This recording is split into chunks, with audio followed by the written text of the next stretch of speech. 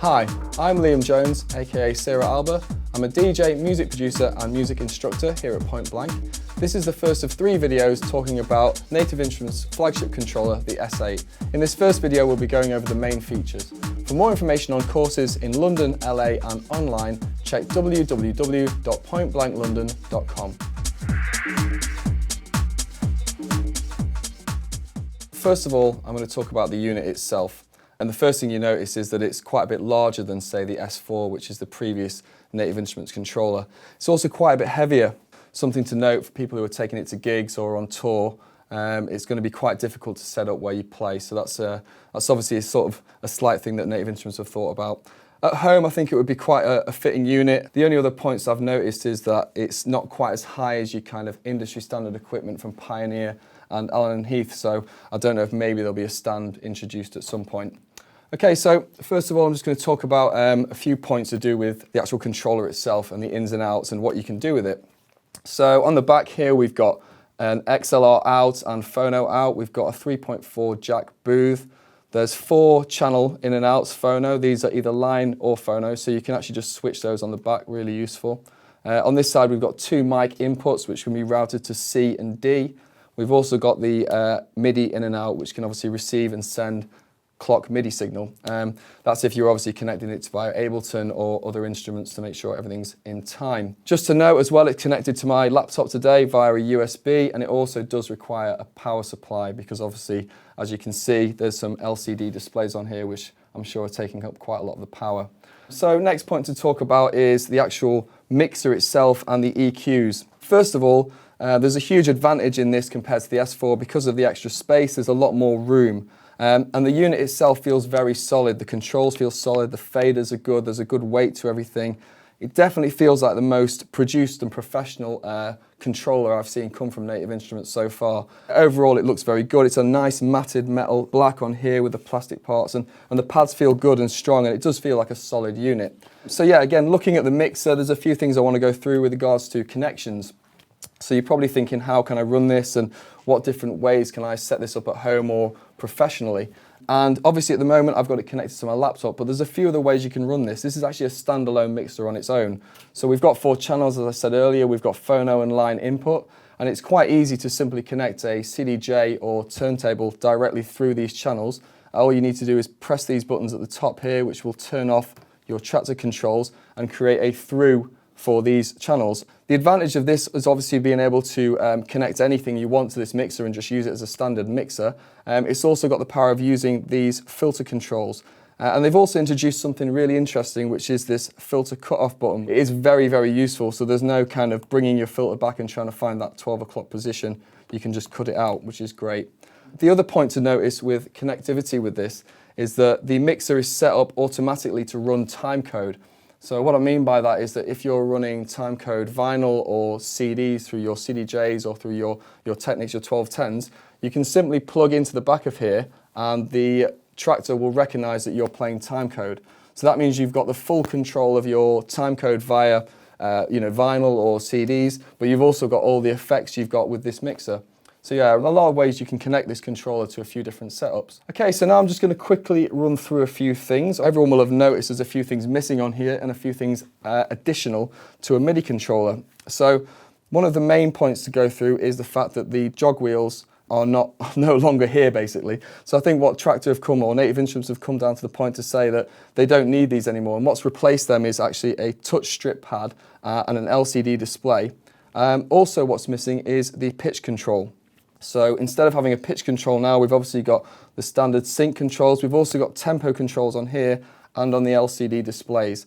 Now I'm going to run through all these sections and kind of talk about them and why they have an advantage when you're using this controller, and maybe the reasons why Native Instruments have removed the jog wheel.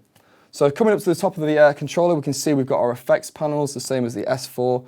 Really simple. We've got 3 parameter controls and an effects control, wet and dry. Moving down, we've got our LCD display. This is really, really good actually. The quality of the display is brilliant, and you can really see the detail in the waveform, probably above and beyond anything else I've seen with an LCD display. There's a few other options I'm going to talk about there later. As we move down, we've got our remix setup. So we've got 4 channels here, 4 controllers and 4 cutoff switches. On the left-hand side, or on the right-hand side for that, we've got a designated loop control.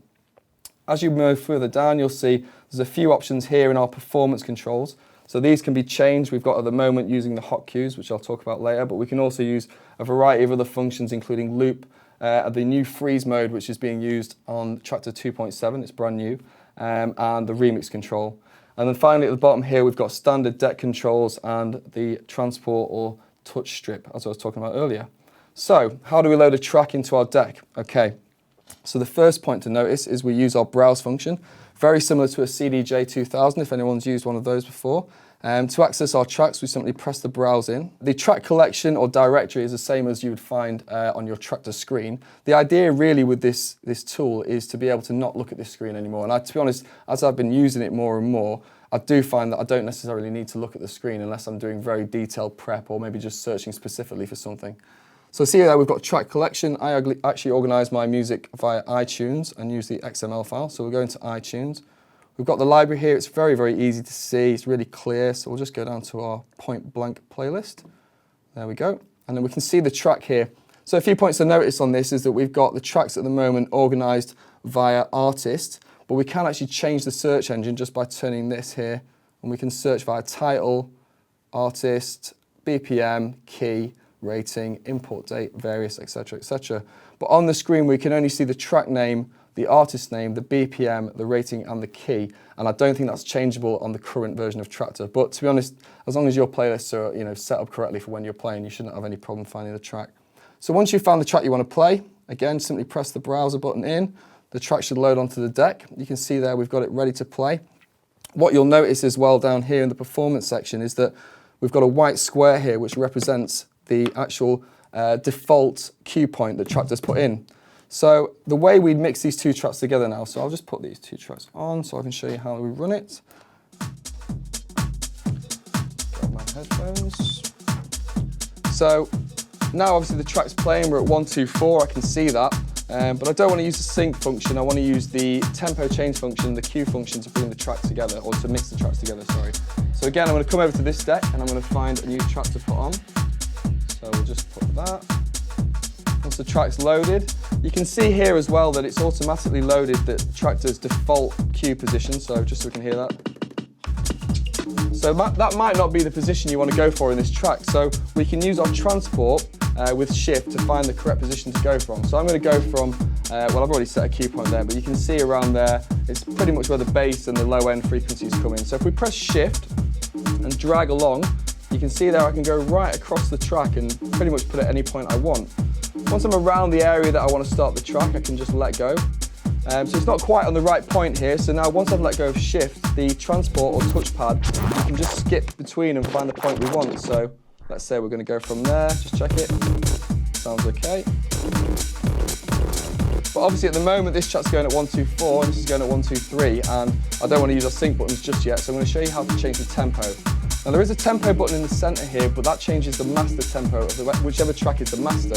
So currently, obviously this is the first track playing, Traktor automatically sets that as the master. So I need to change the tempo of this track. So the way we do that, if you see on the left-hand side here of the LCD, there's 2 square buttons. If I just press the top square, you'll see the BPMs displayed on the screen.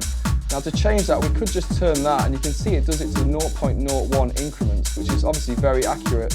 It now avoids any of the percentage issues you had with using a pitch controller. But obviously we only want to go up 1 full BPM, so I'm just going to hold the shift. When you hold the shift, it'll do a full BPM change, so we're at 1, 2, 4.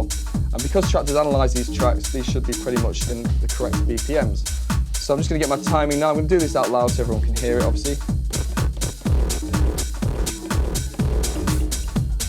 So I mean, that's not quite right. You can hear my headphones, that's not quite right.